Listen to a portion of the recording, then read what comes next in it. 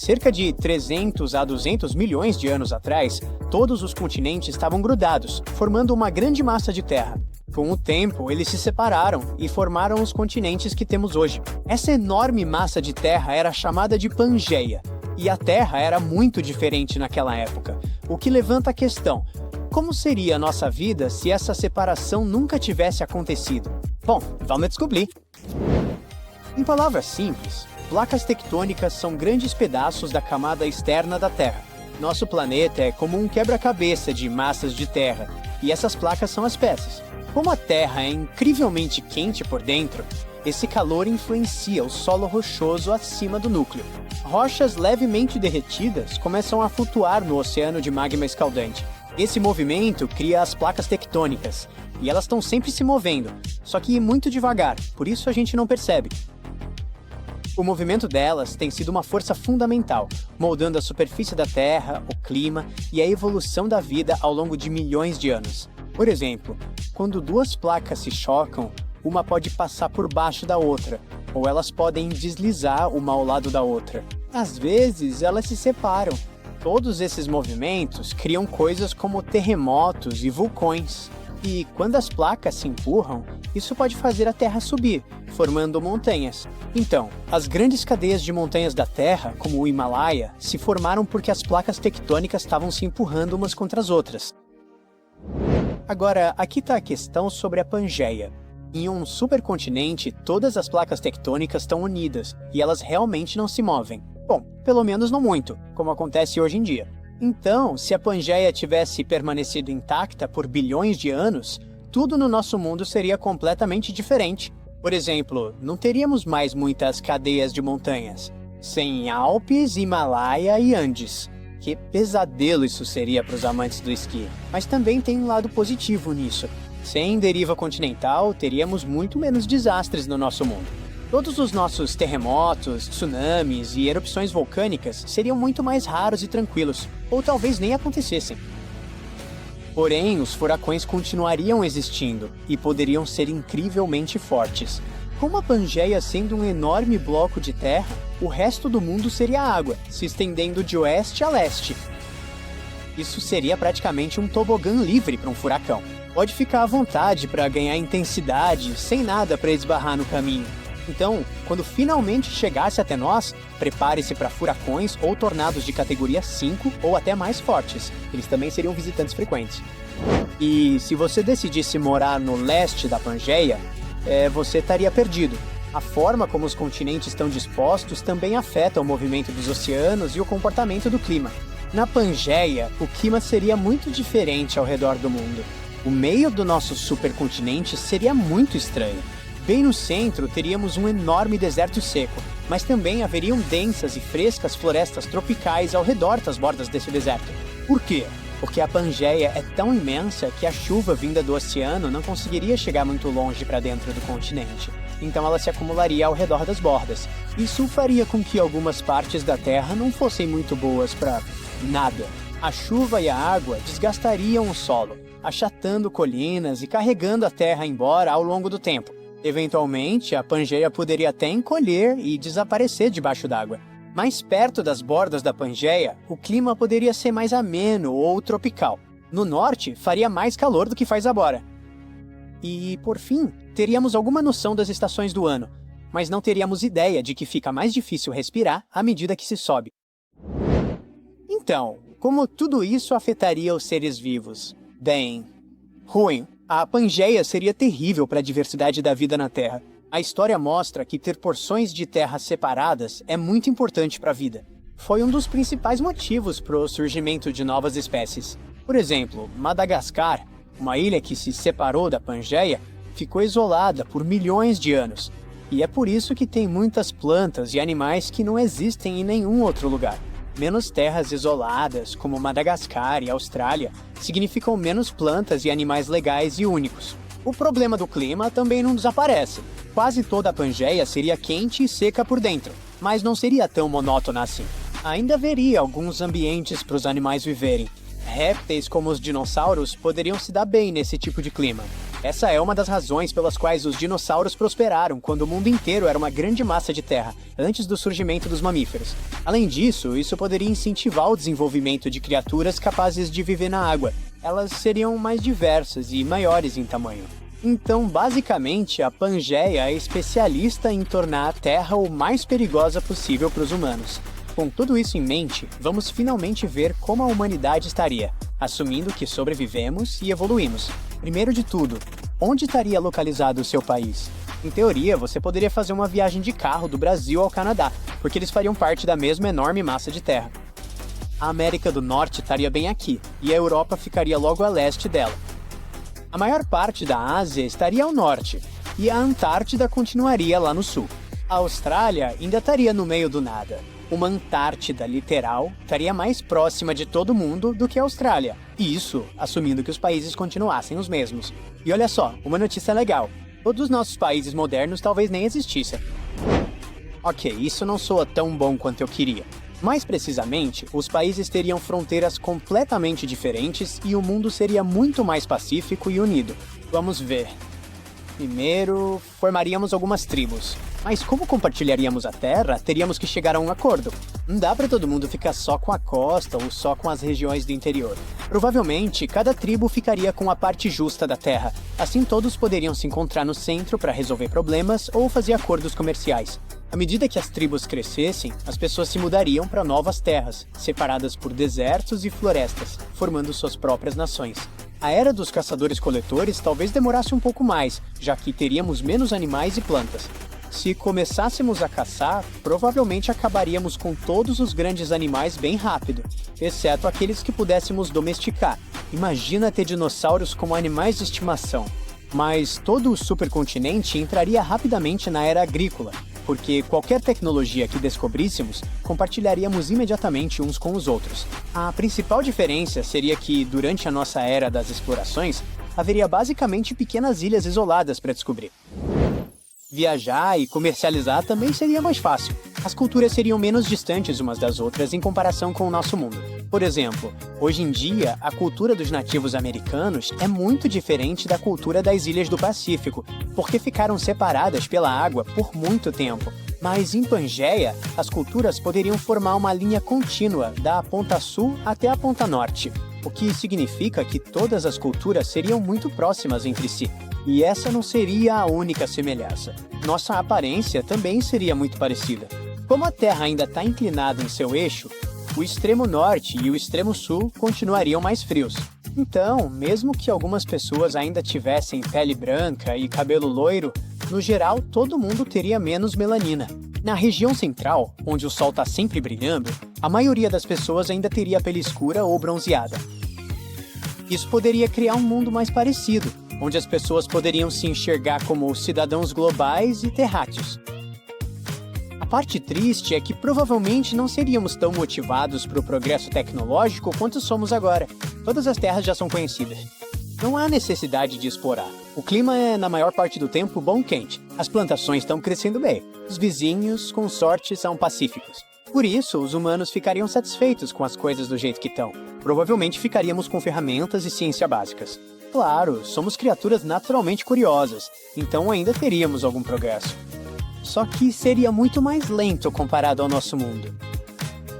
O que parece entediante para alguns pode soar incrível para nós. Nossa vida seria menos emocionante, mas seríamos mais unidos e pacíficos. Talvez, num mundo assim, aprenderíamos a tratar uns aos outros com mais gentileza e amor, mas só podemos imaginar. A maior cerca do mundo se estende por mais de 5.000 quilômetros de Queensland à Austrália Meridional. Se esticada, poderia facilmente ligar Londres a Nova York. E se você caminhasse ao longo dela, precisaria de 6 meses para completar a jornada. Ela não foi construída para proteger a fronteira australiana. Por que seria, se os australianos são cercados por apenas água? Também não foi construída para proteger algum edifício importante. Seu objetivo é manter algumas espécies de animais afastadas umas das outras. Foi no final do século XVIII que os australianos começaram a construir partes dessa cerca. Eles queriam criar uma barreira que separasse a parte animada e movimentada do país, onde cidades como Melbourne e Sydney prosperam, do outback árido e seco. Eles usaram postes de madeira escavados profundamente no solo, ligados por uma tela de arame de cerca de 2 metros de altura. Algumas partes da cerca têm até uma segunda camada carregada eletricamente. Para garantir que essa cerca cumpra a sua função, foram adicionadas algumas luzes vermelhas e brancas para ajudar a proteger as coisas mesmo à noite. Uma equipe de mais de 20 pessoas trabalha em tempo integral para manter tudo sob controle aqui. E todos os anos, as autoridades locais contribuem com cerca de $750 mil para manter a construção em forma. Por que toda essa preocupação? O principal motivo foram os dingos. Essas criaturas parecidas com lobos são os maiores mamíferos carnívoros da Austrália e também são predadores de topo. Eles estavam causando muitos problemas para os fazendeiros locais, especialmente no sul de Queensland, onde frequentemente perseguiam ovelhas. Na maior parte do tempo, a cerca faz bem o seu trabalho, mas não é infalível. Alguns dingos ainda conseguem se esgueirar por ela. Outras vezes, camelos selvagens acabam se chocando contra ela. Isso se deve ao fato de que a Austrália tem uma grande população de camelos circulando por lá. Mas essa solução criada pelo homem fez mais do que os habitantes locais esperavam. Eles achavam que haveria apenas menos dingos dentro da cerca. Mas menos dingos significa mais cangurus. E mais cangurus significa mais competição com as ovelhas por comida. Não são apenas as espécies maiores que estão sentindo o aperto. Os animais menores e a vegetação também passaram por mudanças. Com toda essa competição em um espaço menor, os habitantes locais notaram menos diversidade na vida vegetal e nos pequenos animais. O solo tornou-se menos nutritivo com o tempo, afetando o crescimento das plantas. Além disso, a cerca funciona como uma barreira para a migração de animais e a dispersão de sementes. Até mesmo as dunas de areia estão sentindo os efeitos, com menos cobertura de grama para manter as coisas unidas. Quando os cientistas observaram cangurus dos dois lados da cerca, notaram que os filhotes que estavam dentro eram mais leves e menores em média. Os de fora tinham pés e cabeça maiores para sua idade. E não era porque eles estavam comendo uma dieta diferente. Os cangurus que estavam presos compartilhando a terra com os dingos tiveram que se desenvolver mais rapidamente para sobreviver. Por outro lado, os que estavam dentro da cerca foram mais lentos porque não estavam sob o mesmo tipo de pressão. Esses tinham que competir com muitas outras criaturas por comida, portanto, um tamanho maior não era mais uma prioridade. Os pesquisadores ainda não têm certeza se essa diferença é uma solução rápida ou uma adaptação genética de longo prazo. Que tal domesticar os dingos? Isso não ajudaria? Muitos acham que os dingos já foram animais de estimação na Austrália, mas não se sabe ao certo. Atualmente, eles são bastante selvagens, assim como os lobos, hienas ou coiotes.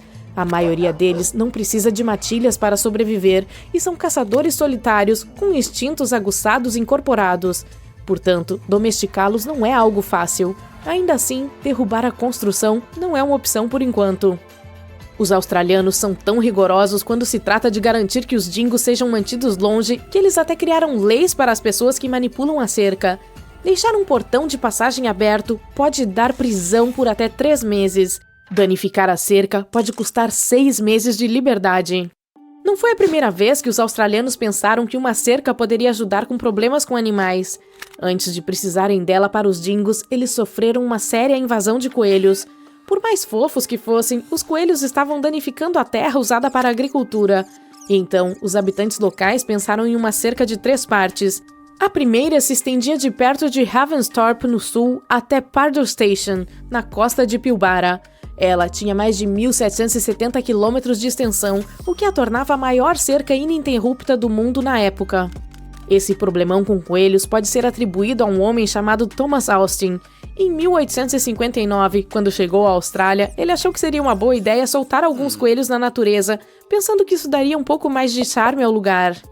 Mas como os coelhos não são nativos da Austrália, eles não tinham predadores naturais na época. Eles também são criaturas bastante adaptáveis, precisando apenas de um pouco de grama para se alimentar. Além disso, se reproduzem em velocidades surpreendentes. Uma mamãe coelha pode ter 4 ninhadas por ano, com até 5 coelhos cada. Em pouco tempo, seu número aumentou. No final da década de 1880, os coelhinhos haviam causado tantos danos que as autoridades locais fizeram uma proposta. Ofereceram o equivalente a quase $2 milhões hoje em dia para quem conseguisse encontrar uma solução para esse problema de orelhas compridas. Ninguém reivindicou o prêmio, mas uma comissão se reuniu um pouco mais de uma década depois e teve a ideia da cerca. A manutenção dessas cercas era complicada, havia inspetores oculares, sendo que cada um era responsável por um trecho de cerca de 800 quilômetros de extensão. Havia também cavaleiros de fronteira patrulhando seções menores, usando bicicletas no início, depois mudando para camelos ou usando camelos para transportar carroças. Eles até tentaram usar carros em um determinado momento, mas eles não conseguiam lidar com o terreno acidentado e os pneus furavam constantemente. Em termos de eficácia, bem, em 1902, os coelhos já estavam passeando do lado errado da cerca. Por isso, 4 anos depois, foi colocada outra cerca. Isso funcionou por um tempo, tanto que as autoridades locais não se preocuparam em ajudar os fazendeiros após a segunda cerca com empréstimos de redes para coelhos. No entanto, as pessoas que ficavam entre as duas cercas ainda tinham dificuldades para lidar com o problema dos coelhos. Em pouco tempo, os coelhos se espalharam até mesmo sobre a cerca número 2 e ficou claro que a solução não funcionava. Em algumas áreas, mesmo enquanto as cercas estavam sendo construídas, coelhos sorrateiros conseguiam passar por elas. Até hoje, a coelhada ainda causa dificuldades às autoridades australianas às vezes. A cerca dos dingos pode ser a mais longa, mas não é a mais estranha. A cerca de aquário na Turquia pode levar esse prêmio. Essa cerca em forma de aquário tem 50 metros de extensão. Foi construída para garantir que a vista para o mar de uma vila cara fosse visível de todos os seus andares. Hoje em dia, ela reúne muitos turistas de todo o mundo, ansiosos para ver a variedade de peixes que ela contém e até mesmo os polvos. Montar a estrutura transparente não foi difícil. O verdadeiro desafio foi conectar a cerca de aquário ao mar Egeu por meio de uma tubulação enterrada que se estende por 3.960 metros de terra. Isso garante o fluxo constante de água, mantendo o aquário limpo e os peixes felizes. Para garantir que ninguém danifique a delicada cerca ou roube 1 ou 2 peixes, o proprietário também investiu em segurança. Ele instalou uma rede de 17 câmeras equipadas com reconhecimento facial. Os visitantes podem olhar e tirar fotos, mas se chegarem muito perto, é provável que os alarmes sejam acionados. Outra dessas cercas estranhas é a cerca de Suchas, na Nova Zelândia. Se você estiver na região central de Otago, poderá se deparar com uma cerca adornada com sutiãs de todos os tipos de tamanhos, formas e padrões.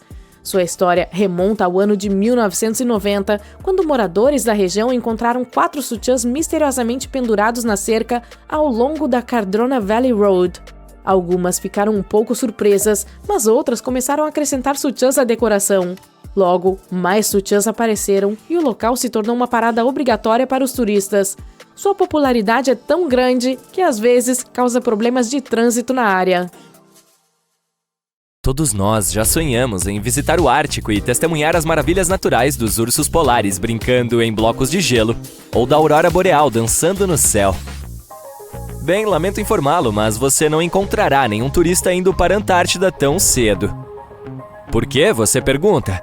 Vamos nos aprofundar no assunto. Em primeiro lugar, onde fica a Antártida? Ela está localizada no hemisfério sul, especificamente no Polo Sul. O Oceano Antártico a circunda, e a maior parte do continente é coberta por gelo, o que o torna um dos lugares mais remotos e gelados da Terra. Agora, você já conheceu alguém que visitou a Antártida? Provavelmente não. É um dos lugares menos visitados do planeta e apenas alguns poucos exploradores sortudos viram seu interior, que é composto principalmente de geleiras e campos de gelo. Mas acredite em mim quando digo que a vida selvagem e o cenário são de outro mundo. Por que você não deve viajar para a Antártida? Bem, para começar, o meio ambiente é incrivelmente frágil e pode ser facilmente danificado. Além disso, não há populações humanas nativas no continente, portanto, sua viagem seria basicamente como visitar uma ilha desabitada. E não vamos nos esquecer de que esse também é um dos destinos mais caros para se viajar. Apesar de tudo isso, a Antártida não é exatamente protegida como uma fortaleza, mas existe um acordo internacional chamado Tratado da Antártida. Esse tratado foi negociado para evitar qualquer atividade indesejada no continente e proíbe algumas formas de testes feitos lá pelos Estados-membros. Mas o principal motivo pelo qual não podemos simplesmente entrar na Antártida é que ela tem um ecossistema delicado que precisa ser protegido. O tratado estabelece que a Antártida deve ser usada somente para fins pacíficos e deve estar livre de qualquer atividade humana que possa prejudicar o meio ambiente. Os cientistas ainda estão aprendendo sobre o ecossistema único do continente, e nossas atividades e máquinas podem perturbar o delicado equilíbrio que existe lá. Se você ainda está ansioso para ir à Antártida, obter permissão não é exatamente um passeio no parque. Os cidadãos americanos, por exemplo, precisam preencher um formulário especial e enviá-lo ao Office of Ocean and Polar Affairs. E uma vez lá, você precisará seguir algumas diretrizes rígidas para proteger o meio ambiente, como não perturbar a vida selvagem nem levar lembranças como pedras, plantas ou animais. Tecnicamente, é possível viver na Antártida? Embora não existam leis que proíbam as pessoas de morar lá permanentemente, é um ambiente muito inóspito e inadequado para a habitação humana. As temperaturas podem chegar a menos de 60 graus Celsius, o que torna quase impossível a sobrevivência de qualquer pessoa sem um equipamento e a experiência adequados. Além disso, o pedaço de terra mais próximo fica a mais de 1.500 quilômetros de distância, o que tornaria os habitantes completamente isolados do resto do mundo. Quem sabe, talvez um dia tenhamos a chance de visitar esse continente único e fascinante. Mas até lá, vamos admirá-lo de longe. Vamos falar um pouco sobre a descoberta da Antártida. Ao contrário de outros lugares que já eram habitados, a Antártida nunca teve uma população humana nativa. Os filósofos da Grécia Antiga tiveram uma ideia sobre o continente e o chamaram de Antiarctos, que significa oposto ao urso. Os ursos a que ele se refere não são os polares, mas sim as constelações do Grande e do Pequeno Urso, que só podem ser observadas no hemisfério norte. Como resultado, o termo significa o oposto de a terra do urso. As viagens de caça às baleias e focas no final do século XVIII e início do século XIX se aventuravam mais ao sul ao contornar o Cabo Horn, na ponta da América do Sul.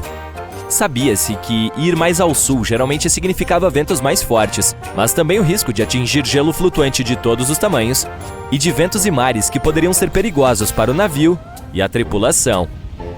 O capitão James Cook foi o primeiro a cruzar o Círculo Polar Antártico em 17 de janeiro de 1773, na região do Mar de Ross. Um ano mais tarde, ele chegou a um ponto mais ao norte e, embora não tenha avistado terra, chegou a uma distância de 80 quilômetros e viu depósitos de rocha presos em icebergs, o que indicava a existência de uma terra mais ao sul. O primeiro avistamento da Antártida é amplamente reconhecido como tendo ocorrido em janeiro de 1820, durante a viagem de 2 navios, sob o comando do capitão Fabian Gottlieb von Bellingshausen, como parte de uma expedição exploratória de 2 anos ao redor do mundo para descobrir novas terras. Os navios do capitão foram os primeiros a cruzar o Círculo Polar Antártico desde Cook. O primeiro desembarque indiscutível na Antártida só aconteceu muito mais tarde, em 24 de janeiro de 1895, no Cabo Adare, durante a viagem de caça às baleias do navio Antarctic, liderado por Henrik Bull. Um pequeno barco com 6 ou possivelmente 7 homens a bordo remou até a costa em condições calmas. Talvez você não acredite, mas a Antártida é, na verdade, um deserto. Com todo aquele gelo, é de se esperar que seja como um país das maravilhas no inverno, com lutas de bolas de neve e chocolate quente o dia todo. Quando pensamos em desertos, imaginamos camelos, cactos e pessoas lutando para encontrar água. Mas na Antártida, a história é totalmente diferente. A luta não é para encontrar água, mas para encontrar qualquer coisa que não esteja coberta de gelo. E a média de chuvas foi de pouco mais de 10 milímetros nos últimos 30 anos. Isso é como algumas gotas de chuva em comparação com o que estamos acostumados. Portanto, tecnicamente, não são as dunas ou o calor escaldante que tornam um deserto, bem, um deserto.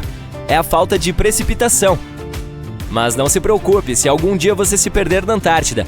Não precisará se preocupar em ficar com sede. Só não se esqueça de levar um casaco e luvas, pois o frio é suficiente para transformá-lo em um picolé. A Antártida não é apenas um dos lugares mais secos da Terra, mas também o mais frio, o mais ventoso e o mais alto. Os pinguins e os cientistas de lá muitas vezes se encontram em uma situação complicada quando se trata de tempo. Diferentemente do resto de nós neste grande planeta azul, não há fuso horário na Antártida. Todas as linhas de longitude se encontram em um único ponto no Polo Sul, o que faz com que seja um pouco complicado tentar descobrir que horas são. Agora, você deve estar pensando, mas como os cientistas e pesquisadores controlam o tempo lá embaixo? Boa pergunta. Normalmente, eles seguem o fuso horário do país de onde partiram. No entanto, com estações de todo o mundo na Península Antártida, as coisas podem ficar um pouco malucas. Imagine tentar se coordenar com os países vizinhos sem acordá-los acidentalmente no meio da noite. Você pode pensar que pouca coisa poderia sobreviver em um lugar onde a temperatura é extremamente fria, o sol mal aparece e o vento pode levá-lo para longe mais rápido do que uma erva daninha. Bem, como em muitos lugares da Terra, a vida encontrou um caminho na Antártida também. Acredite ou não, esse continente congelado está fervilhando de atividade. É o lar de bilhões de krill que, por sua vez, atraem muitas focas e mais pinguins do que você pode imaginar.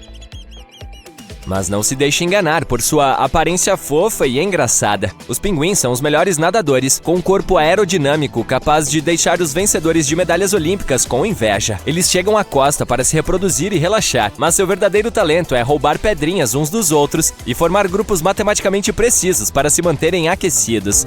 A Antártida também é o lar da maior espécie de pinguim da Terra. É o chamado pinguim imperador. Certamente, essas criaturas são aves que não voam, mas isso não significa que não possam saltar. De fato, alguns deles podem saltar até 3 metros. E não vamos nos esquecer das focas, com seu corpo peludo e sons especiais. Esses mamíferos marinhos são protegidos pelo Tratado da Antártida e também prosperam nas águas gélidas do Oceano Antártico. Mas as verdadeiras estrelas do show são as baleias.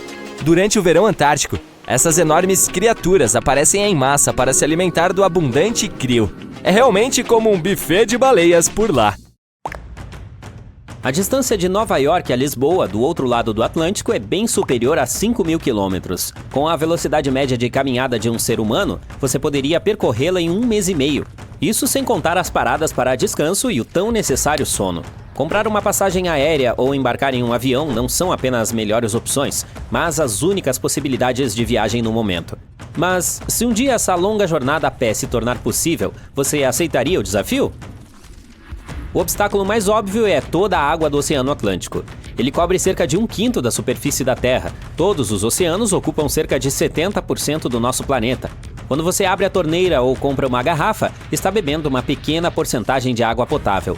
97% da água da Terra está localizada nos oceanos. É tudo água salgada e não é potável. Acrescente a isso 2% de água retida em geleiras e camadas de gelo e você terá menos de 1% da água que realmente bebemos. Quando você colocar essas porcentagens em números, precisará de uma longa folha de papel para anotar tudo.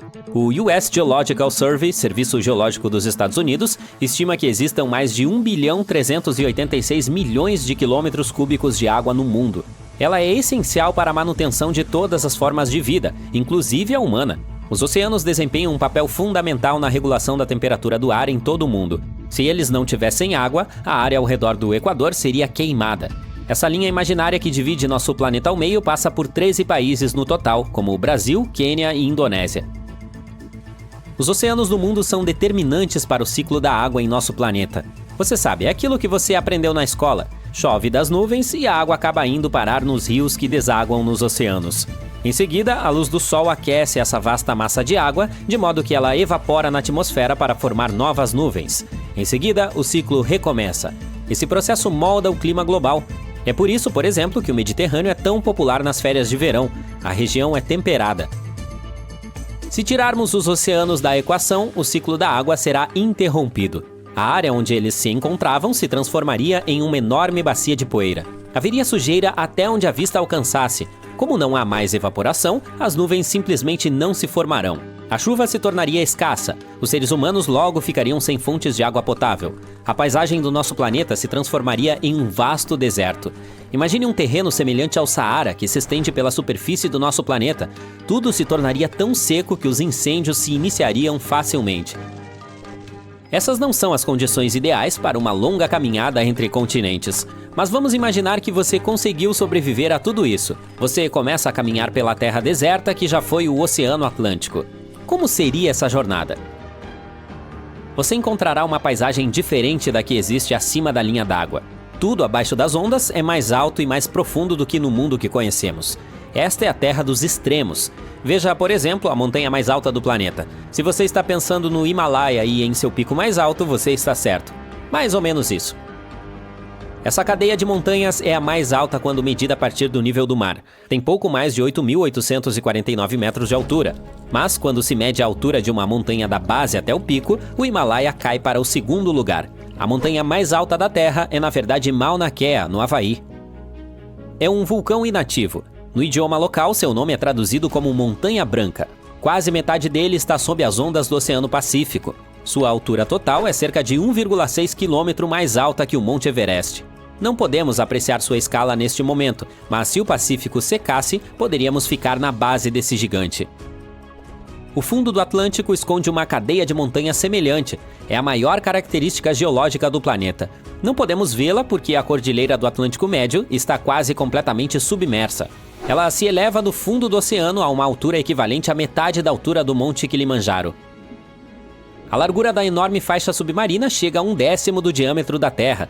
As únicas seções visíveis da Cordilheira do Atlântico Médio são ilhas como a Islândia e os Açores. A ilha habitada mais remota do mundo também pertence à parte visível dessa geoformação. Talvez a única coisa mais impressionante do que seu tamanho seja a data da descoberta desse cume. Os cientistas a mapearam na década de 1950. Isso é muito recente quando se considera que nossa civilização tem milhares de anos, e mostra o quão pouco sabemos sobre o que se esconde sob a superfície de nossos oceanos. A Unesco estima que os seres humanos exploraram apenas 5% dos oceanos da Terra. Parece difícil de acreditar, mas mais pessoas já estiveram na Lua do que no fundo do oceano. O lugar mais profundo do nosso planeta fica na Fossa das Marianas. A descoberta da dorsal mesoatlântica revelou o segredo por trás da formação dos continentes e oceanos. Quando você souber a verdade por trás de suas origens, saberá o que esperar em sua jornada imaginária pelo Atlântico. A cordilheira fica bem entre a América do Norte e a Europa. Mas é preciso pensar nessas massas de terra não como continentes, mas como placas tectônicas. Essas placas são grandes pedaços da camada externa da Terra. Ela é chamada de litosfera e é composta principalmente de rocha. Há cerca de 15 a 20 dessas placas gigantescas em nosso planeta. Elas flutuam em uma camada de rocha parcialmente derretida. Bem, elas não flutuam de fato, mas esse é o termo que os cientistas usam para melhor descrever sua instabilidade. As placas tectônicas estão em constante movimento. Elas podem se chocar umas com as outras. Nesse caso, uma placa desce enquanto a outra é levantada. E isso gera grandes quantidades de energia. Na superfície temos terremotos e vulcões. As forças tectônicas deram ao nosso planeta sua forma familiar. Foi assim que o Himalaia se formou há 40 ou 50 milhões de anos. Por volta dessa época, a placa indiana se deslocou para o norte. Ela se chocou com a parte sul da placa eurasiana. Como as duas placas eram compostas de um tipo semelhante de rocha, cada uma se recusou a passar por baixo da outra. A única direção possível era para cima. Esse processo ainda não terminou. A faixa cresce em 1/3 de 1 centímetro a cada ano. Uma coisa semelhante está acontecendo com a Cordilheira do Meio Atlântico. Ela está se alargando a uma taxa anual de 4 centímetros. E há um efeito colateral interessante nesse processo. Lembra de quando você fazia castelos de areia? Para construir a fortaleza, você precisava cavar muita areia ao redor dela. À medida que o castelo aumentava de tamanho, o buraco ao redor ficava maior. A mesma coisa está acontecendo no Oceano Atlântico, mas em uma escala muito maior. Como a cordilheira está ficando cada vez mais larga, as duas costas estão se afastando uma da outra. A placa da América do Norte e a placa da Eurásia estão se afastando. Isso significa que sua viagem imaginária em um mundo sem oceanos pode demorar mais. Para cada ano de espera, você precisará percorrer 2,5 centímetros a mais. Isso não parece muito longe, mas espere um pouco e talvez você não precise embarcar em uma viagem intercontinental. Os continentes virão até você. A evaporação não é a única maneira de drenar um oceano. A costa de cada lado de um oceano pode simplesmente se fechar sobre ele. É isso que os cientistas acreditam que acontecerá com o Pacífico. Daqui a 50 milhões de anos, você não seria capaz de reconhecer o maior oceano da Terra. Especialistas fizeram uma série de simulações em computador para ver para onde as Américas do Norte e do Sul estão se dirigindo. A resposta é para o Polo Norte. É nesse ponto que elas se fundirão com a Ásia em um futuro distante. O novo supercontinente mudará completamente a forma e o tamanho do Oceano Pacífico. Os geólogos já têm um nome pronto para essa massa de terra: Amásia. Este porto é tão movimentado. Milhares de pessoas vêm aqui todos os dias para trabalhar, Cargas chegam e saem, pescadores pesam o que pegaram no dia e até cruzeiros chiques passam ali para mostrar este lugar deslumbrante para os turistas. A orla do oceano é fantástica. As pessoas caminham na praia tomando sorvete ou constroem castelos de areia. E por falar nisso, neste exato momento estamos onde o deserto do Saara costumava ficar. Normalmente nosso tempo de vida é muito curto para percebermos grandes mudanças. Não vemos as montanhas surgirem, nem os rios mudarem seu curso. Vales inteiros podem afundar, mas geralmente leva muito tempo para esse processo todo ser concluído. Mesmo assim, um grupo de cientistas notou recentemente que um novo oceano está se formando tão rapidamente que, desta vez, poderemos testemunhar o seu surgimento. Este é o Triângulo de Afar, e o chifre da África não fica muito distante dali. Esse é o lugar exato onde o sexto oceano está nascendo agora. Onde quer que estejamos, sentados ou em pé, estamos em cima de uma placa tectônica. Você está assistindo a este vídeo sentado no sofá? Legal! Seu sofá está em cima do piso. Seu piso faz parte da sua casa. Sua casa está em cima do chão. E se olhar mais embaixo, tudo isso fica em cima de uma das 15 principais placas tectônicas do mundo. Juntas, elas formam a litosfera. É como uma deliciosa torta de maçã. E a borda é a litosfera, e o frágil recheio de maçã é tudo que está na superfície do planeta. Se a borda rachar, o recheio vaza. E é isso que acontece em qualquer terremoto. Uma placa tectônica, que chamaremos de borda, se movimenta, enquanto o recheio, que são as casas e as pessoas, é chacoalhado. A África é composta por duas placas, a africana e a somali. Pois é, essa torta é das grandes. E parece que ambas estão em constante processo de separação, o que acabou gerando uma fenda gigante. Ao que tudo indica, o continente africano está literalmente rachando neste momento. Um pedaço de 895 quilômetros quadrados do deserto do Saara se separou do continente e o magma subiu. Isso desencadeou uma série de terremotos na Etiópia, na Eritreia e no Djibouti. E não são pequenininhos. Há muita fumaça saindo dessas fendas e com cheiro de enxofre. Eca! As erupções vão empurrando os velhos sedimentos de lava aos poucos e depois criam um novo fundo oceânico. A fenda é cheia de magma, que quando esfria, forma um novo leito oceânico. Se esse processo não parar, o Mar Vermelho finalmente inundará a região, formando o sexto oceano, e a África será dividida em duas partes. Então teremos duas Áfricas. Mas espere! Nem você, nem seus bisnetos verão esse sexto oceano. Você só conhecerá 5 deles ao longo da sua vida. O mesmo acontecerá com nossas gerações futuras. Elas verão os mesmos oceanos Pacífico, Atlântico, Índico, Glacial Ártico e Glacial Antártico.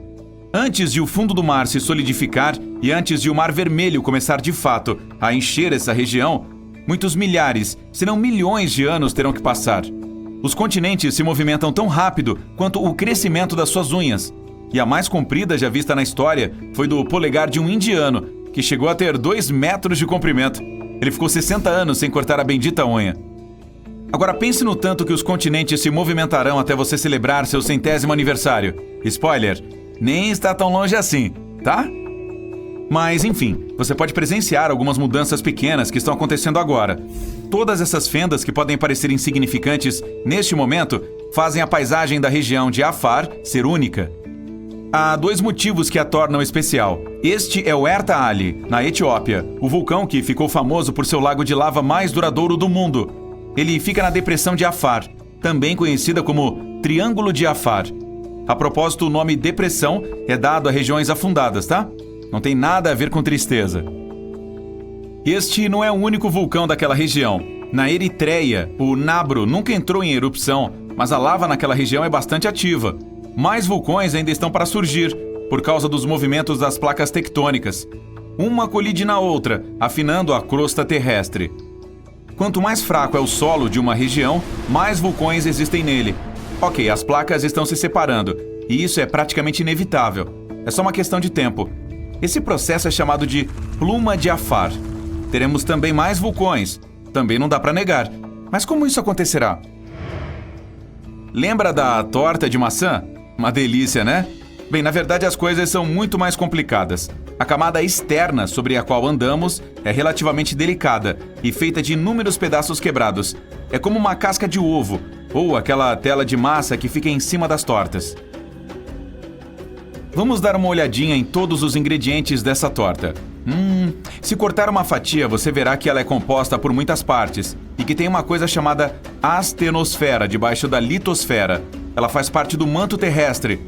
É, bem complicadinho. Então, a astenosfera é aquecida pelo núcleo da Terra e sobe, assim como a massa quando você a leva ao forno. Lembra daquelas rachaduras da superfície de um pão recém-assado? Cara, tô ficando com fome. Enfim, isso é o que acontecerá com o Triângulo de Afar. Aquelas rachaduras farão a região se separar, criando aqueles famosos fossos e vales que possivelmente ficarão gigantes e serão inundados para que o sexto oceano do mundo possa surgir. Ou não, né? Ninguém ainda tem certeza total disso. Ok, mas como as placas tectônicas e, logicamente, todos os continentes estão sempre se movimentando, provavelmente teremos mais continentes no futuro, não é mesmo? A resposta é sim e não. Se uma parte da África se desprender mesmo, teremos mais um continente, que será menor que a Austrália. Mas há uma versão sobre como as coisas acontecerão. É bem provável que nos próximos 250 milhões de anos, aliás, daqui a distantes 250 milhões de anos, não haverá mais voos transatlânticos. E uma viagem a pé do Japão ao Chile será possível também. Bem longa, mas possível. Tudo isso está acontecendo agora, mas as primeiras mudanças serão vistas daqui a 50 milhões de anos. Eu já não estarei mais aqui. A Austrália migrará para o Sudeste Asiático e vai se encaixar lá perfeitamente. E a África será empurrada para a Europa Meridional. Mesmo assim, essas transformações levarão muito tempo. As pessoas e os continentes têm uma coisa em comum. Lembra que os continentes se movimentam com a mesma velocidade com a qual nossas unhas e cabelos crescem? São cerca de 3 centímetros por mês. Porém, alguns deles se movimentam até 5 vezes mais rápido. Mas ainda assim, essa velocidade é muito lenta para cobrir a distância de 7.200 quilômetros entre a África e a Europa. Uma teoria diz coisas que já vimos antes. Bem, você não viu isso com seus próprios olhos, nem eu, nem nossos ancestrais que vieram para a América cruzando o Atlântico há centenas de anos. O fato é que todos os continentes já fizeram parte de uma única massa terrestre conhecida como Supercontinente Pangeia. Embora ela tenha se formado 300 milhões de anos atrás e se dividido a 180 milhões de anos, seus pedaços podem se juntar de novo. Aí os cangurus migrariam facilmente da Austrália para o Reino Unido, se quisessem. Mas esse pedaço de terra europeu correria o risco de ser despedaçado durante a fusão de todos os continentes. As Américas poderiam colidir umas nas outras, a Antártica iria se sobrepor a elas, e tudo isso iria se fundir à já colidida África e Eurásia. Nesse caso, um enorme oceano e um continente grandes surgiriam, chamados de Novo Pangeia. Outro possível cenário afirma que os continentes podem se fundir, formando uma massa terrestre uniforme, ou formar um círculo com um mar enorme no meio e com o Oceano Superpacífico do lado de fora. Esse continente é chamado de Pangeia Última. A terceira teoria pode já estar se concretizando. Os oceanos Pacífico e Atlântico podem deixar de existir, formando uma nova bacia oceânica. A Eurásia será dividida para formar um novo oceano, e todos os continentes migrarão para se fundir e formar o supercontinente Aurica. E a quarta e última teoria prevê que os oceanos Pacífico e Atlântico continuarão praticamente intactos, e que todos os continentes, menos a Antártica, se fundirão, deixando esse pobre país gelado ainda mais isolado e abandonado do que está hoje. Não fique triste. Como todos os continentes continuam se movendo em direção ao norte agora, é bem provável que quase todos se encontrarão em algum lugar do Polo Norte. Essas manchas escuras na camada de gelo da Groenlândia não são apenas manchas comuns. Todo verão, o gelo, que normalmente é branco brilhante, torna-se cinza escuro em determinadas áreas. Essa chamada zona escura foi um grande mistério durante muito tempo, até que alguns estudos descobriram que essa estranha transformação estava ligada ao estranho aparecimento de algas de cor vermelha, verde e marrom. A parte mais assustadora é que essa proliferação de algas continua crescendo. A zona escura está ficando mais escura e micróbios aterrorizantes podem começar a aparecer. Agora, o resto do mundo deve se preocupar. A camada de gelo da Groenlândia é como um enorme manto de gelo que cobre cerca de 80% da ilha.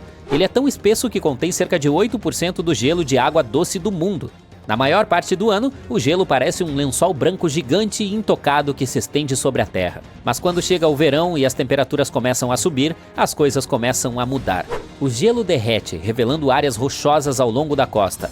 E à medida que você avança para o interior, o gelo branco antes liso torna-se mais escuro. Essa é a zona escura que cobre uma área de cerca de 400 km de comprimento e 100 km em seu ponto mais largo. Esse estranho fenômeno acontece basicamente por dois grandes motivos. O primeiro é o carbono negro. Assim como a poeira que se acumula em sua estante, o gelo da Groenlândia tem o mesmo problema. O vento leva uma mistura de poeira e fuligem para essa área gelada, mas, diferentemente da sua estante, você não pode simplesmente limpá-la com um pano. No caso da Groenlândia, essa mistura suja se instala no gelo e permanece por milhares de anos. Portanto, a zona escura é basicamente coberta por uma fina camada de poeira que se acumulou ao longo do tempo. No ano de 2014, os pesquisadores analisaram essa mistura suja e descobriram que as áreas mais escuras do gelo estavam cheias de carbono negro. Esse carbono negro não apareceu do nada. Bem, na verdade, de certa forma apareceu. Os cientistas acreditam que, em sua maior parte, ele é provavelmente da fumaça produzida por incêndios florestais no norte do Canadá e no Alasca em algum momento do passado. Como você pode imaginar, o carbono negro é preto, e é por isso que ele faz com que o gelo pareça mais escuro. Agora, o segundo grande motivo para a transformação do manto de gelo da Groenlândia no verão tem a ver com as algas que mencionamos anteriormente. Estamos falando principalmente de dois grupos, a Ancylonema alascana e a Ancylonema nordenskjold. Ambos adoram regiões de águas frias. Durante o inverno, eles permanecem em um estado de dormência nas profundezas do gelo. Mas quando chega a primavera, eles começam a migrar lentamente para a superfície. Quando chega o verão, elas estão prontas para florescer e absorver quase 24 horas de luz solar por dia para a fotossíntese e o crescimento. Normalmente essas algas são verdes, mas quando expostas à luz do sol, tornam-se marrons como uma forma natural de se protegerem dos raios ultravioleta prejudiciais. E essa mudança de cor também é o que faz com que o gelo da Groenlândia pareça mais escuro. Até o momento, esse tem sido um comportamento normal. O que é realmente alarmante é que essas florações de algas estão ficando cada vez maiores a cada ano. Isso acontece porque elas se alimentam de fósforo, um nutriente que é abundante e vem de um mineral chamado hidroxilapatita. Esse mineral é encontrado em um tipo de rocha que se decompõe em minúsculas partículas de poeira, que são então sopradas pelo vento através do gelo. À medida que o clima fica mais quente, as rochas secam mais e os ventos mais fortes carregam mais poeira. Mais poeira significa mais fósforo, o que leva a um maior crescimento de algas. Está vendo? É um ciclo e continua piorando a cada ano.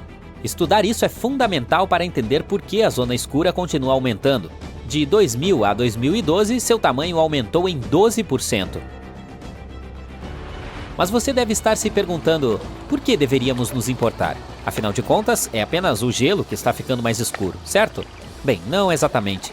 Pense em como você não suporta usar roupas pretas em um dia quente e ensolarado. Elas absorvem o calor e fazem com que você sinta ainda mais calor. Isso ocorre porque as superfícies mais escuras absorvem mais luz solar. A mesma coisa acontece com o gelo. Juntos, a poeira, o carbono negro e a proliferação de algas são responsáveis por cerca de 70% da variabilidade do albedo no manto de gelo da Groenlândia. Albedo é apenas um termo sofisticado que define o grau de reflexão de uma superfície. Se você pegar duas superfícies, uma branca e brilhante e a outra escura e áspera, a branca refletirá muita luz e calor, o que lhe dará um albedo alto.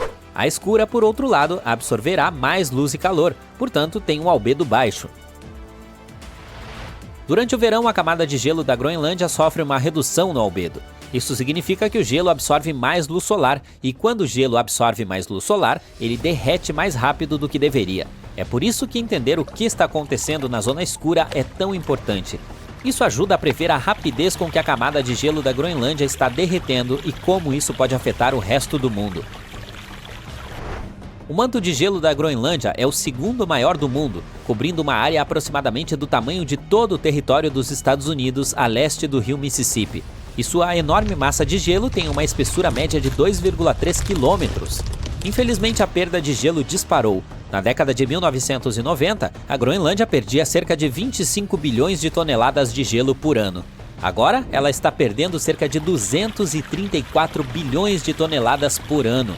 Isso representa quase 10 vezes mais gelo derretendo a cada ano. De acordo com a NASA, se toda a camada de gelo da Groenlândia derretesse, isso aumentaria o nível global do mar em cerca de 7,4 metros. Isso poderia ser catastrófico para países e cidades costeiras em todo o mundo.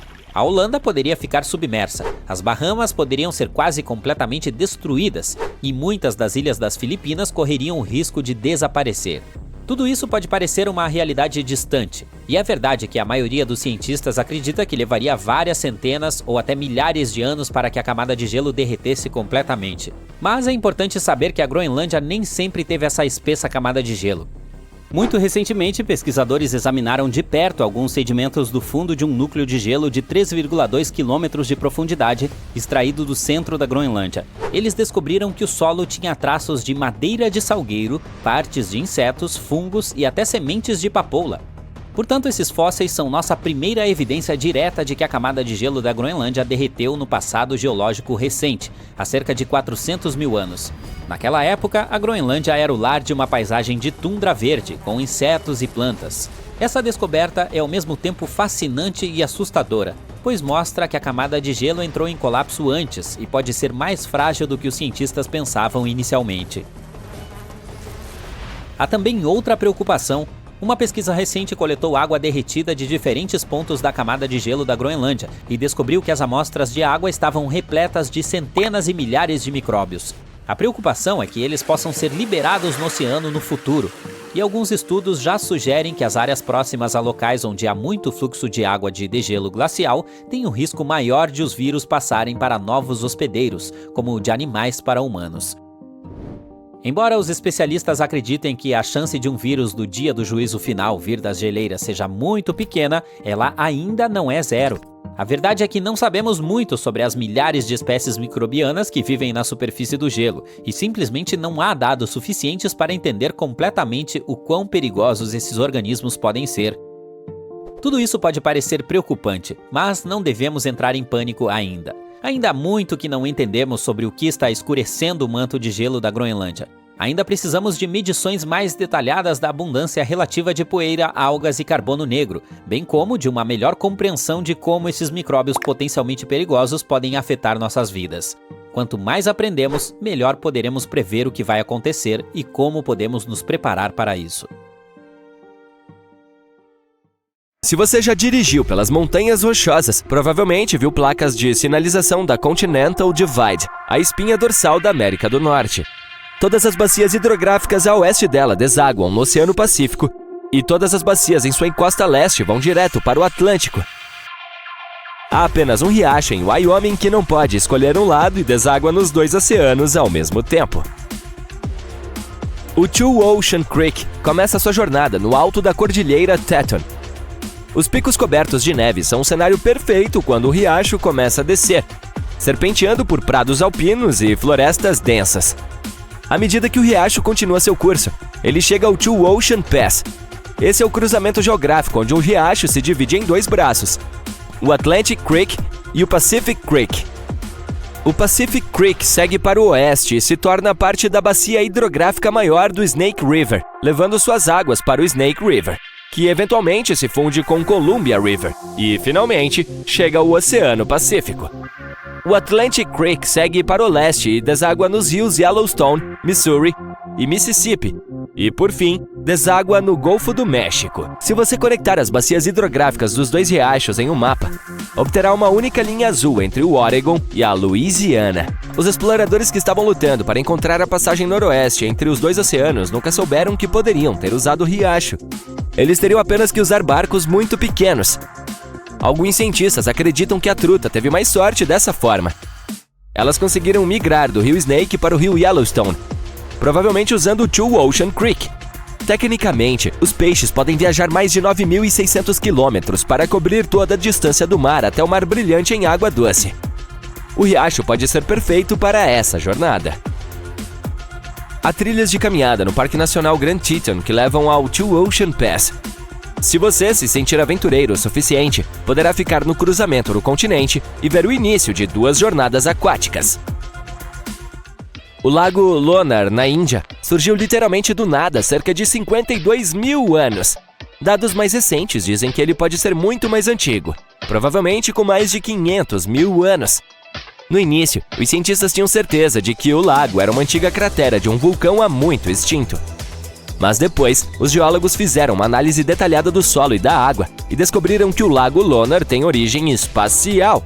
Os minerais encontrados em seu solo são semelhantes aos encontrados nas rochas lunares trazidas para a Terra durante o programa Apollo. O lago é uma cratera de impacto deixada por um enorme meteorito, que era quase 6 vezes mais pesado que o Empire State Building. O impacto foi tão forte que a rocha vulcânica derreteu e se transformou em vidro. Em 2020, o lago, que já era bastante incomum, de repente ficou rosa. Isso não fazia parte de uma campanha de marketing dos primeiros filmes da Barbie. A análise detalhada mostrou que a água continha um nível maior de micróbios exclusivos. Eles se acumulam na superfície e emitem um pigmento rosa. Depois de algum tempo, os micróbios se acomodaram no fundo e o lago voltou a ficar transparente. Os flamingos que se alimentavam no lago também experimentaram alguns dos micróbios e ficaram com um tom de rosa ainda mais brilhante do que o normal. Um dos pontos turísticos mais famosos do Parque Nacional de Yellowstone é a Grand Prismatic Spring. É uma das maiores nascentes do mundo e tem inspirado as pessoas que a viram pelo menos desde o século XIX. Naquela época, um grupo de caçadores mencionou um lago azul índigo fervendo como um enorme caldeirão. Décadas depois, expedições foram até a fonte para estudá-la melhor e explicar sua aparência incomum. Mas como a nascente, em seu ponto mais largo, é maior do que um campo de futebol americano, eles tiveram que construir uma embarcação especial e viajar para longe da costa. Os cientistas que viajavam no barco nunca usaram coletes salva-vidas. Eles sabiam que eles seriam inúteis se o barco tombasse. A água no meio da fonte está quase em temperatura de ebulição. E essas cores vibrantes são o resultado de organismos que vivem na água quente. A temperatura muda à medida que você se afasta do centro. Diferentes espécies que não se importam com o calor se estabeleceram em diferentes partes da piscina, dando a ela sua famosa diversidade de pigmentos. No início do século XX, alguém teve a interessante ideia de tentar irrigar uma parte do deserto de Black Rock, em Nevada. Eles perfuraram um poço e encontraram muita água, mas ela estava próxima da temperatura de ebulição. A água claramente não era boa para a agricultura. Então o geyser feito pelo homem foi abandonado. Com o passar das décadas, ele se transformou lentamente em um impressionante cone de depósitos de carbono de cálcio. Então, em 1964, uma empresa de energia geotérmica perfurou outro poço próximo ao primeiro. A água que eles encontraram estava na mesma temperatura. Dessa vez, não estava quente o suficiente para suas necessidades de produção de energia. Então, eles decidiram tampar o poço e ir embora. Mas a água conseguiu subir e sair, secando completamente o primeiro geyser. O segundo, que recebeu o nome de Fly Geyser, ainda está jorrando água quente e ardente e rica em minerais. O cone é multicolorido e parece não ser deste planeta graças às algas que vivem nele, que adoram o calor. Todo verão, o Canho Cristales, na Colômbia, se transforma em um arco-íris líquido ou o Rio das 5 cores. Nessa época e até o final do outono, as condições são ideais para que o leito do rio se torne vermelho vivo, amarelo, verde, azul e preto. Devemos essa beleza a certas plantas aquáticas que crescem no rio, um tipo especial de alga. Durante a estação úmida, o rio se move rapidamente e o sol não consegue chegar a essas plantas. Durante a estação seca, não há água suficiente para alimentá-las. Portanto, o período entre as estações tem as condições perfeitas para esse espetáculo colorido. Isso não acontece em nenhum outro lugar do mundo.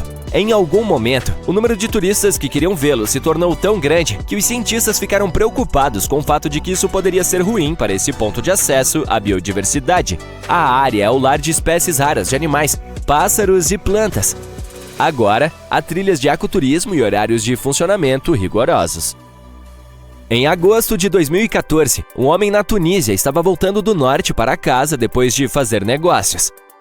Era uma noite quente de verão e ele estava sonhando com água quando, de repente, ela apareceu bem na sua frente.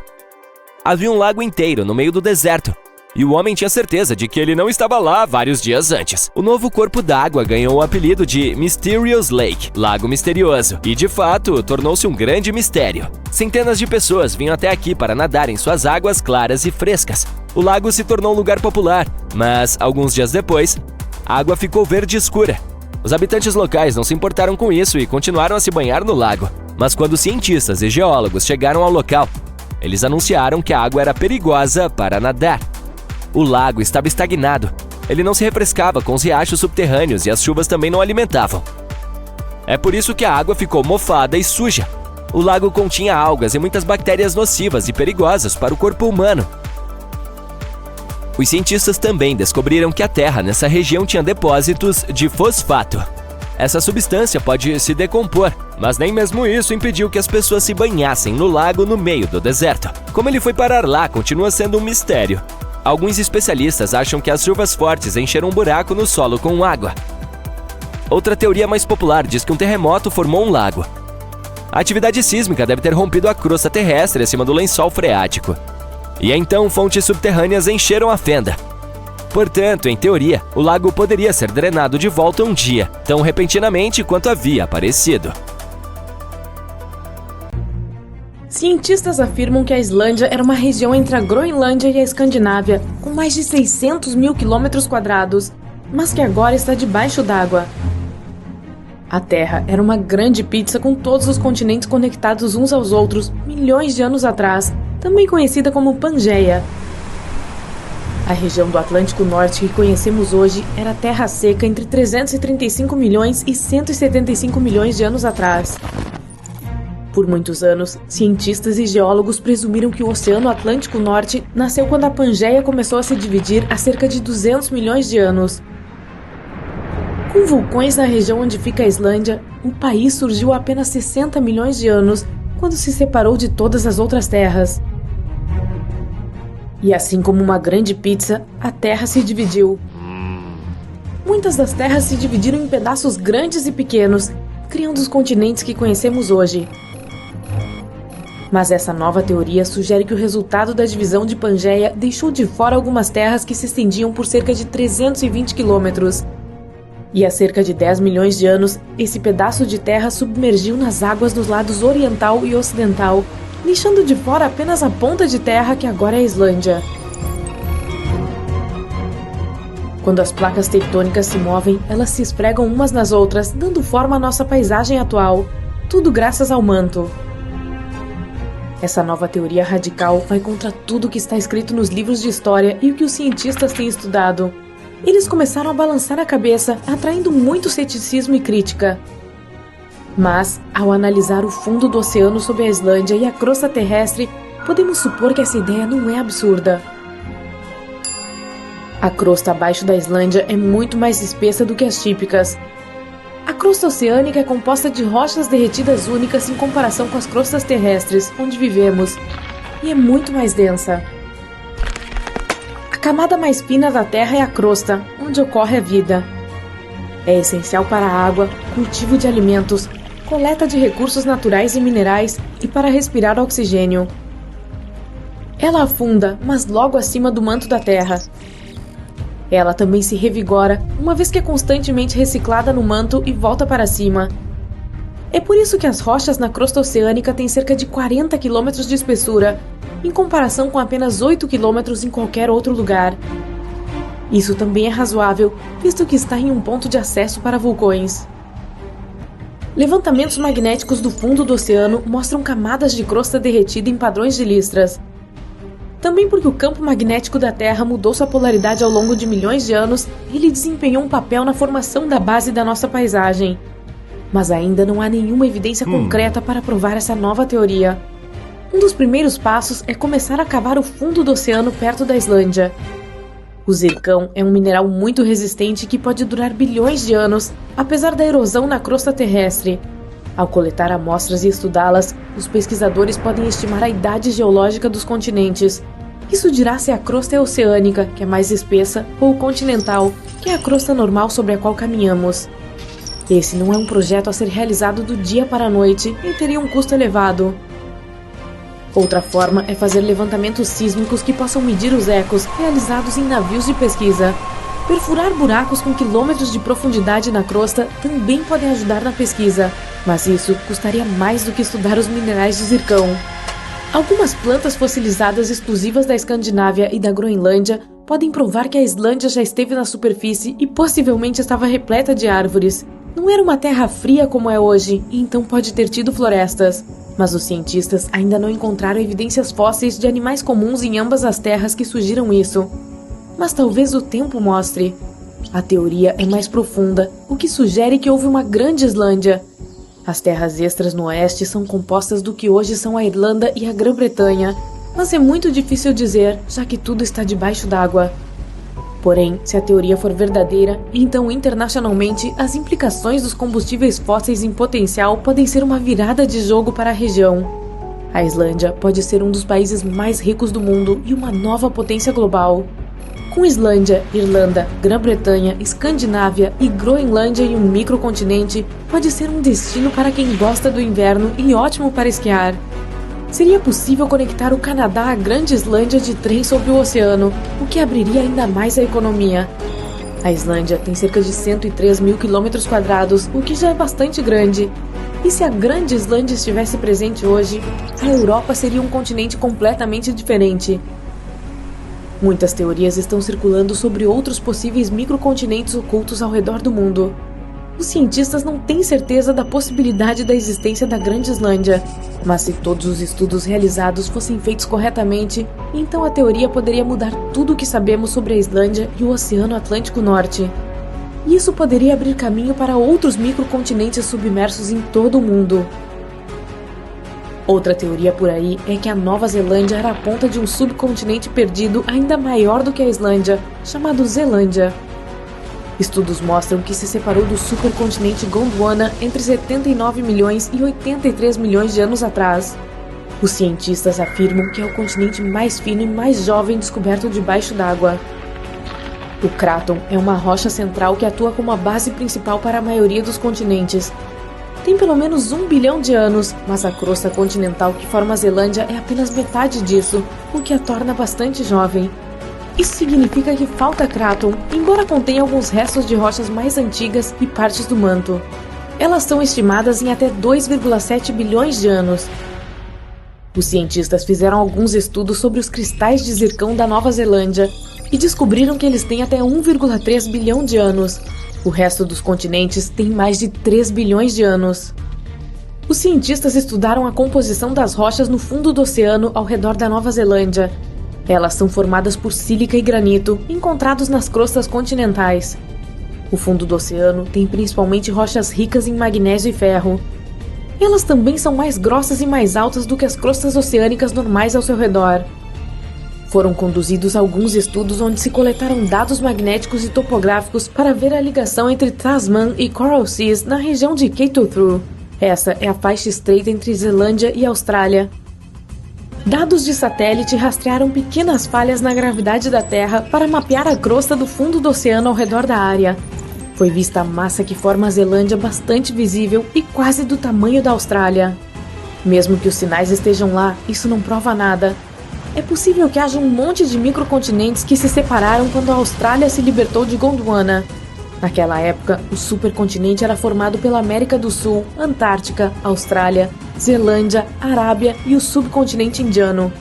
As crostas continentais não são iguais à oceânica que as rodeia. A Nova Zelândia não é o maior país que existe. Mas se as teorias estiverem corretas, então a Zelândia terá 6 vezes seu tamanho original. Maurício é uma ilha jovem com apenas alguns milhões de anos.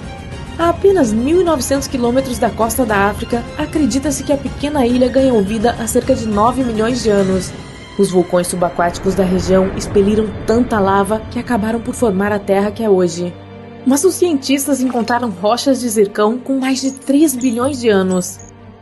Também pode ser parte de um continente submerso chamado Maurícia, que tem apenas 1/4 do tamanho de Madagascar. Os zircões estavam incrustados em rochas sólidas e não apenas na areia, o que pode descartar a hipótese de terem chegado à costa de outro continente. Alguns cientistas ainda não estão convencidos. Eles sugerem que a descoberta de rochas que se destacam das outras típicas trazidas por uma erupção pode inclinar a comunidade científica a essa teoria. Mas, assim como a Islândia poderia ser parte da Grande Islândia, Maurícia já foi chamada de Rodínia, que consistia na Índia e Madagascar. As teorias sugerem que Maurícia estava coberta de água quando a Índia se separou de Madagascar, há cerca de 85 milhões de anos.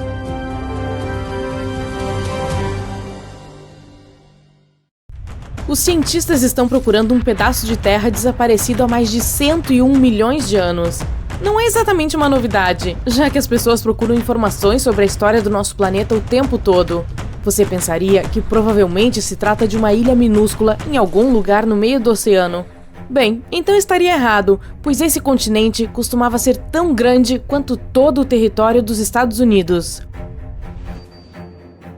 Durante muito tempo, os geólogos se perguntaram se uma grande parte da Austrália contemporânea teria desaparecido no ar.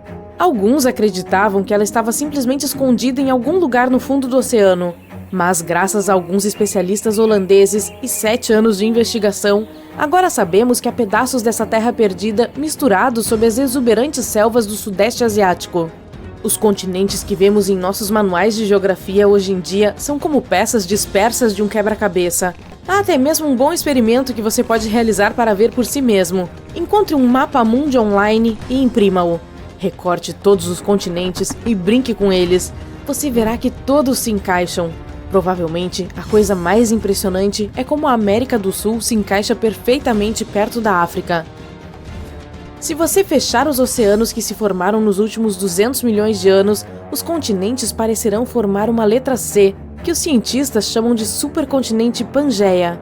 Ele nadava em um oceano chamado Pantalassa, e a parte interna dessa letra C tinha uma extensão menor de água chamada Oceano Tétis. É nesse pequeno oceano que as coisas ficam interessantes. No período Jurássico, esse continente desaparecido, que os cientistas começaram a chamar de Argolândia, sumiu e deixou um buraco na Austrália, hoje conhecido como Planície Abissal de Argo. Inicialmente, os geólogos acreditavam que tudo isso se devia a um processo chamado subducção. É quando um pedaço da crosta terrestre mergulha sob outro e se recicla no manto do planeta. Normalmente, os especialistas podem rastrear esse desaparecimento continental por meio de raspagem. Foi assim que eles descobriram, por exemplo, que a Índia se chocou com a Ásia e nos deu as majestosas montanhas do Himalaia. Mas para a Argolândia, as coisas eram um pouco mais complicadas. Pedaços e fragmentos estavam surgindo em lugares como Myanmar e Indonésia. Mas eles se comportavam como essas relíquias de viagem no tempo, parecendo muito mais antigos do que quando a Argolândia supostamente se separou da Austrália. Isso imediatamente levantou a questão: se um continente pode se comportar de forma tão estranha, quantos outros estão por aí fazendo o mesmo? Felizmente, os cientistas agora reuniram toda a linha do tempo da Argolândia e descobriram seu mistério. Ela não afundou nem foi engolida, simplesmente se transformou em um argopélago, dividindo-se em pedaços menores chamados de microcontinentes e flutuando para longe da Austrália. Esses mini-continentes fizeram uma pequena viagem antes de se estabelecerem nas selvas do Sudeste Asiático. Essa descoberta se encaixa perfeitamente no quebra-cabeça da Pangeia e nos ajuda a entender melhor como os continentes se dividem e se formam, tudo em um único achado, revelando segredos da biodiversidade e do clima do passado. Se você quiser saber mais segredos sobre história, civilização ou objetos aleatórios do dia a dia, não deixe de curtir esse vídeo e se inscrever no canal. Como, por exemplo, o mistério por trás dessa linha invisível de espécies na Indonésia.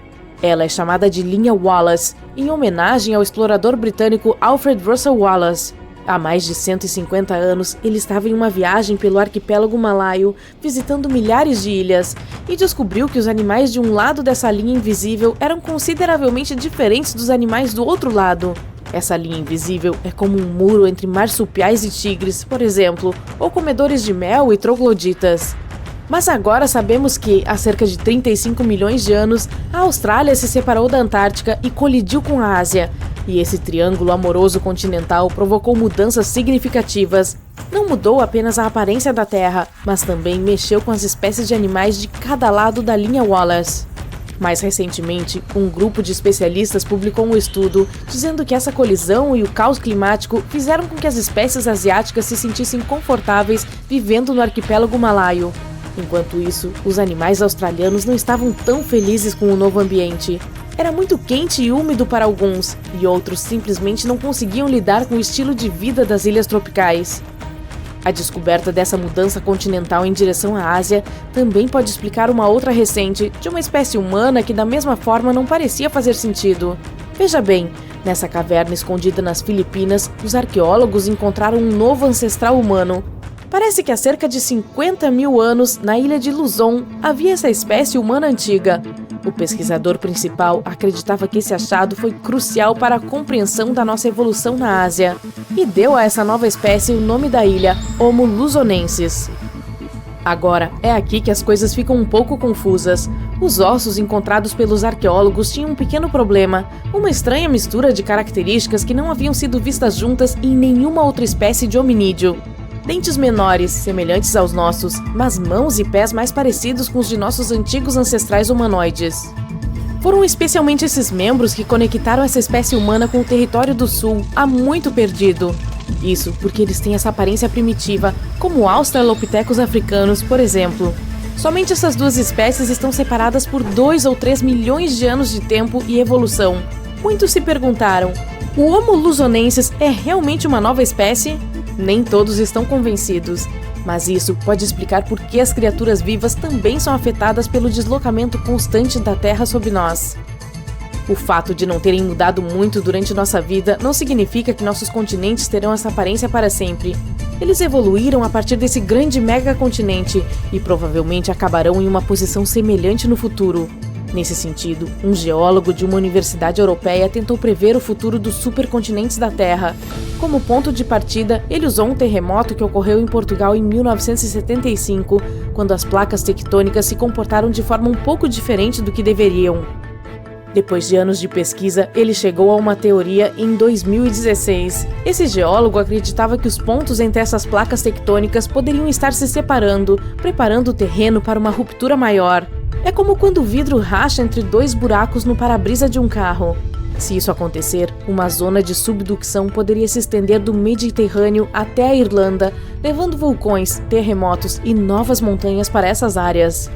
Se tudo correr de acordo com esse plano, o Oceano Atlântico desaparecerá, assim como o Pacífico, transformando-se em uma grande extensão de água. Em vez dos continentes que conhecemos hoje, teremos um novo supercontinente, que ele chamou de Aurica, porque teria a Oceania e as Américas em seu centro. No entanto, esse não é o único cenário possível. O novo Pangeia pode ser outro, e é fácil de prever. O Atlântico permanece aberto e o Pacífico se fecha. Depois, há a Amásia. Para essa, você teria que imaginar o Oceano Ártico se fechando e o Atlântico e o Pacífico permanecendo abertos. Tudo se desloca para o norte ao redor do Polo Norte, exceto a Antártica. Um cenário final seria chamado de Pangeia Última. Diminui-se a propagação no Atlântico e uma nova placa de subducção surge na costa leste das Américas. De qualquer forma, se todos os continentes colidirem novamente no futuro, alguns cientistas dizem que não será uma experiência divertida. Acredita-se que, em cerca de 250 milhões de anos, nos sentiremos como se estivéssemos presos em um saco plástico encharcado e sufocante. Estranhamente, esse saco será o melhor lugar para se viver na Terra, as áreas costeiras. Quanto aos locais do interior, eles serão escaldantes, como um deserto em chamas. Muitas das espécies de animais que conhecemos hoje talvez não consigam sobreviver. Quanto a nós, humanos, precisaremos ser criativos se quisermos suportar o calor. No entanto, devemos ser gratos. Esses modelos digitais ainda são ótimos porque podemos usá-los para testar todos os tipos de ideias interessantes. Por exemplo, como esses supercontinentes iriam interferir nas marés. Levando em consideração as futuras viagens espaciais, esses modelos podem nos ajudar a entender os climas dos exoplanetas, ou seja, aqueles que são localizados fora do nosso sistema solar. Nosso planeta tem 5 oceanos, o Pacífico, o Atlântico, o Índico, o Sul e o Ártico, sem contar Billy Ocean. Mas parece que há um 6º oceano lá fora também, só que não conseguimos vê-lo. Os cientistas descobriram evidências de grandes quantidades de água escondidas na zona de transição. Essa é a camada limite que separa os mantos superior e inferior do nosso planeta. Esse limite se estende por centenas de quilômetros, entre 410 e 660 quilômetros de profundidade abaixo da superfície. Os diamantes naturais geralmente se formam no manto, mas em profundidades de até 250 quilômetros. Alguns deles são muito raros e podem vir de profundidades maiores. Esse foi o caso de um diamante fascinante que se formou 660 quilômetros abaixo da superfície.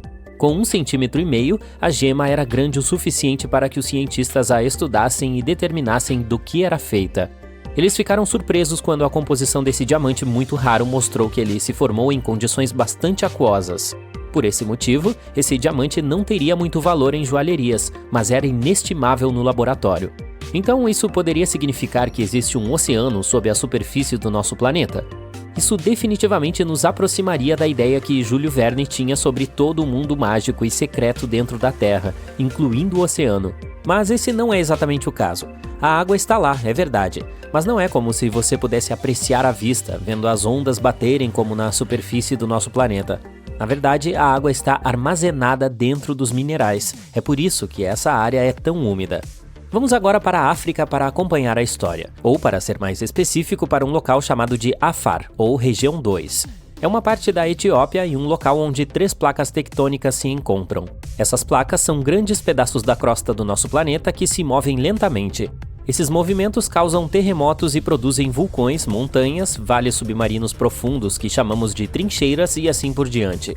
E a região de Afar é onde as placas da Arábia, da Somália e da Núbia se encontram. Juntas, elas formam uma interseção em forma de Y. Por quê? Vou te contar. Essas placas estão se movendo o tempo todo. A placa da Somália está se movendo para o sudeste em direção às placas australiana e indiana. A placa da Arábia está se movendo para o norte, aproximando-se da placa da Eurásia. Em algum momento, ela fechará o Golfo Pérsico. Esse movimento de placas criou algo que chamamos de Grande Vale do Rift, ou Vale da Grande Fenda. Considerando que há, você sabe, todos esses rifts legais. A Cordilheira de Aden a leste, o Rift do Mar Vermelho a oeste, o Rift Oculus e o Rift da África Oriental ao sul.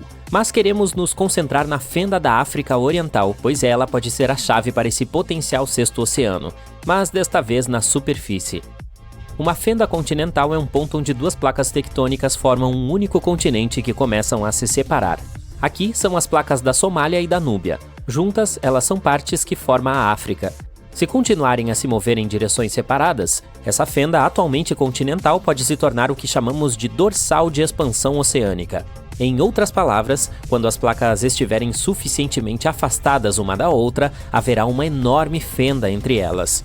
Dessa forma, o magma fluirá livremente por baixo delas. Ele esfriará e, por fim, começará a criar um novo fundo oceânico. A África se dividirá em 2 partes, e haverá um novo oceano fluindo entre o que se tornará 2 mini-continentes.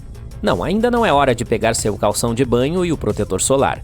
Mesmo que as placas da Somália e da Arábia se movam o suficiente para formar uma dorsal de expansão oceânica, serão necessários milhões de anos para que isso aconteça. Portanto, acho que é mais interessante continuar explorando esse sexto oceano abaixo da superfície da Terra por enquanto. A ideia de oceanos subterrâneos vai além das fronteiras do nosso planeta. É possível que muitas luas e planetas lá fora também os tenham. Nosso planeta natal é o único que conhecemos com corpos consistentes de água líquida na superfície, é verdade. Em nosso sistema solar, circulamos ao redor do Sol em algo chamado zona habitável. A temperatura e a pressão atmosférica dentro dessa zona permitem que a água permaneça na forma líquida o tempo todo. Mas algumas luas em nosso sistema solar também podem conter quantidades significativas de água sob sua superfície. Encélado, uma das luas de Saturno, é a primeira delas. Encélado é uma pequena bola congelada com diâmetro 7 vezes menor do que a nossa Lua, mas é a 6ª maior lua de Saturno. Em 2014, há quase uma década, uma espaçonave encontrou evidências de que havia um grande oceano sob sua superfície. Ela encontrou e coletou amostras de água das erupções que se assemelhavam a geysers. Um geyser é um tipo raro de fonte quente que entra em erupção e envia jatos de vapor e água para o ar. Você sabe, como o velho fiel no Parque Nacional de Yellowstone, nos Estados Unidos. Essa água estava entrando em erupção através de fissuras no gelo no polo sul da Lua. Isso significa que pode haver um oceano líquido sob as espessas camadas de gelo. O oceano de lá não é quase nada parecido com o nosso. O oceano na Terra é relativamente raso, com uma média de 3,5 km de profundidade e cobre 3/4 da superfície do nosso planeta. Ele fica mais frio quanto mais nos aproximamos do fundo do mar, e é mais quente se ficarmos perto da superfície, devido aos raios solares. Mas o oceano subterrâneo em Encélado tem pelo menos 30 km de profundidade. Ele é mais frio na parte superior, porque essa parte está próxima à camada de gelo, e mais quente na parte inferior devido ao calor proveniente do núcleo da Lua. Mas tanto o nosso planeta quanto o oceano de Encélado são salgados. Encélado é um dos poucos lugares em nosso sistema solar que tem água líquida, o que o torna um local interessante para procurar sinais de vida. Outro é Europa, uma das luas de Júpiter. Os cientistas acreditam que erupções semelhantes de água podem ocorrer lá. O fato de saber que existem esses geysers nos diz que essas luas têm sua própria fonte de energia. Talvez a energia que faz a água entrar em erupção venha da gravidade ou da radiação. A mesma energia poderia manter um grande corpo de água líquida sob o gelo. Ela poderia até mesmo sustentar algumas formas de vida. Existem milhares de planetas além do nosso sistema solar que orbitam outras estrelas. Alguns estão até mesmo na zona habitável. Mais de 1/4 dos que conhecemos pode ter água líquida, mas a maioria deles provavelmente tem oceanos sob sua superfície, como o Encélado e Europa. Plutão também pode estar nessa lista, pois é possível que ele esconda um oceano líquido sob sua espessa casca congelada. Esse oceano subterrâneo provavelmente se formou muito tempo depois do planeta anão, depois que o calor proveniente de elementos radioativos no núcleo de Plutão derreteu parte de seu gelo. Há também algo chamado mundos oceânicos. São luas ou planetas com oceanos globais que são mais comuns do que pensávamos. Quer dizer, alguns chamam a Terra de mundo oceânico também, afinal 71% da nossa superfície é água. E quando você olha para o nosso planeta natal do espaço, na maioria das vezes obtém imagens de um mármore azul. Ao explorar outros planetas, especialmente aqueles fora do nosso sistema solar, os pesquisadores geralmente adotam a política de seguir a água. Afinal de contas, a água é o principal elemento que sabemos ser necessário para sustentar a vida.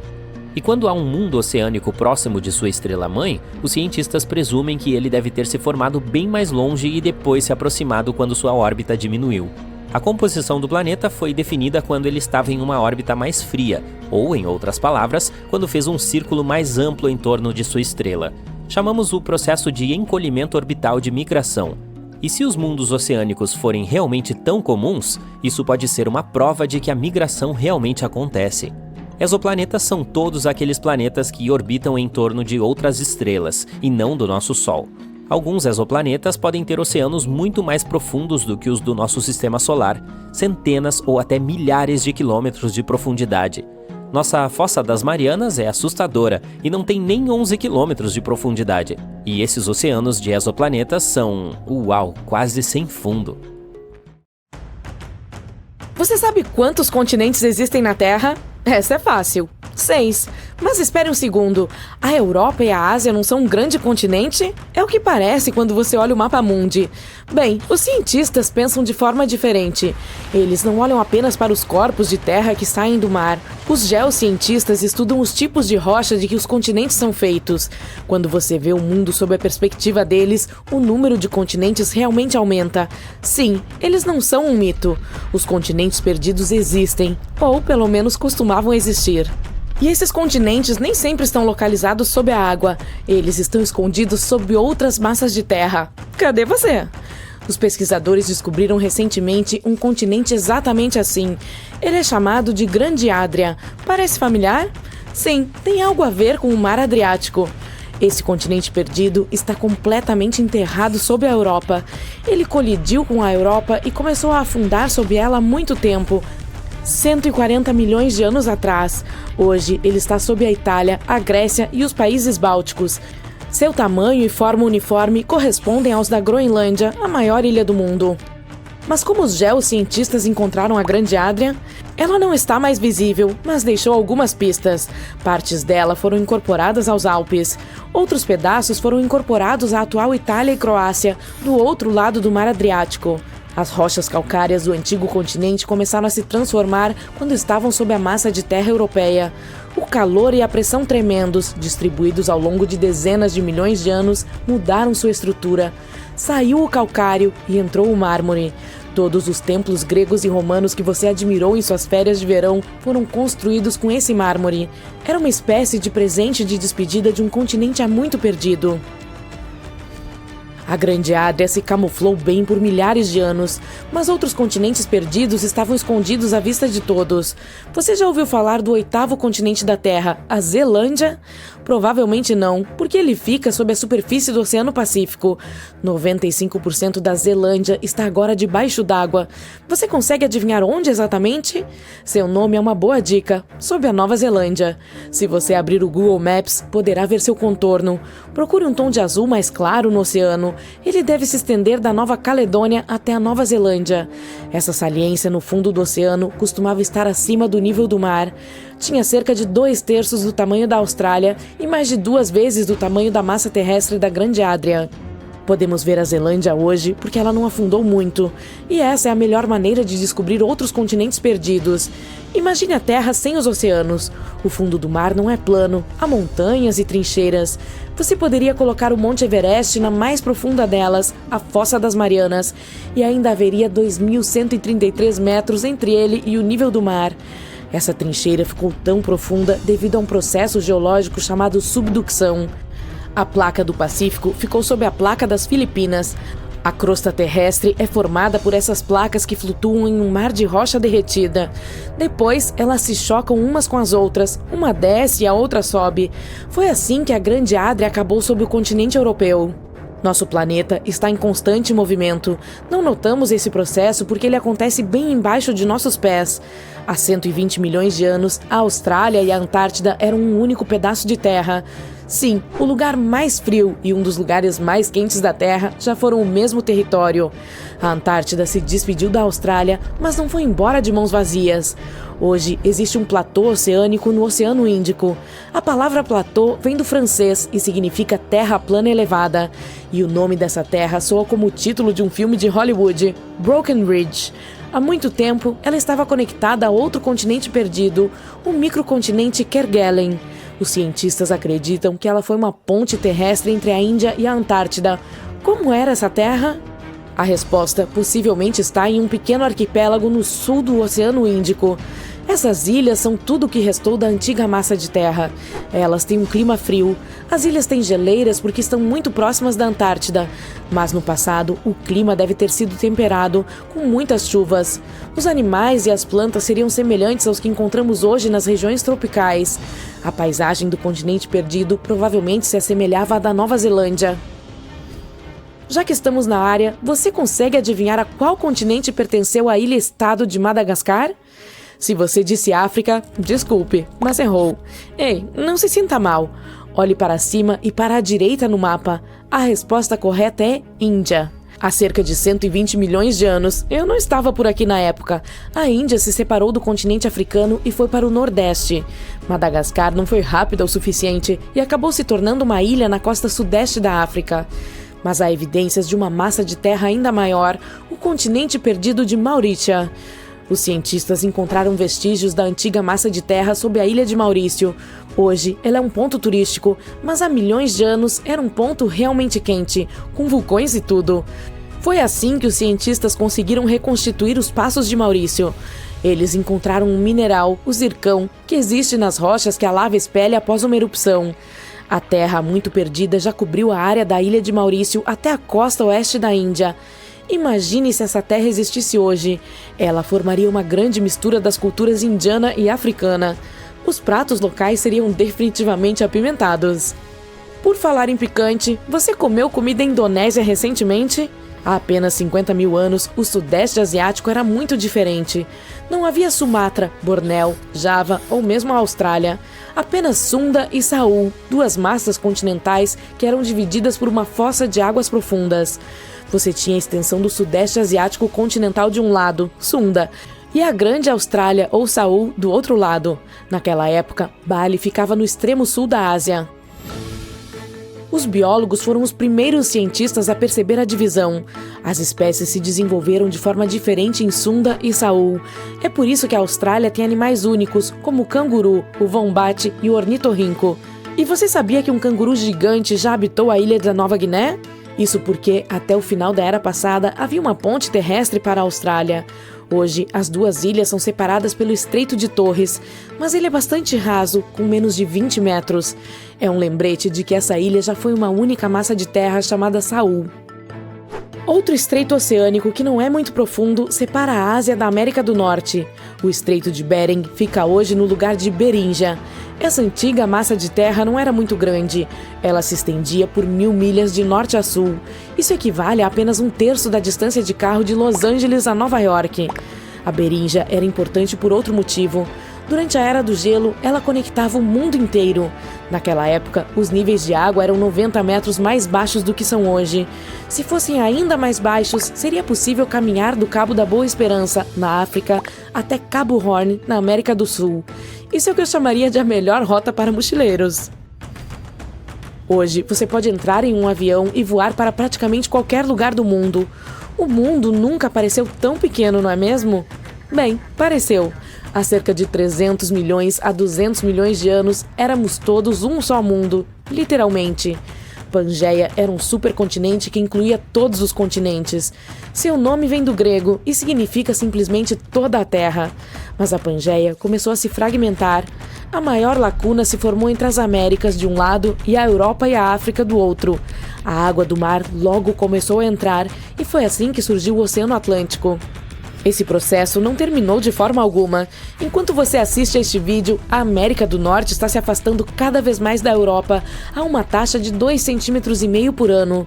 Não parece muito quando comparado à longevidade média da vida humana, mas no final, todos os continentes se reconectarão uns aos outros, formando um supercontinente. E não seria a primeira vez na história da Terra que isso aconteceria. Sinceramente, não vou ficar esperando por isso.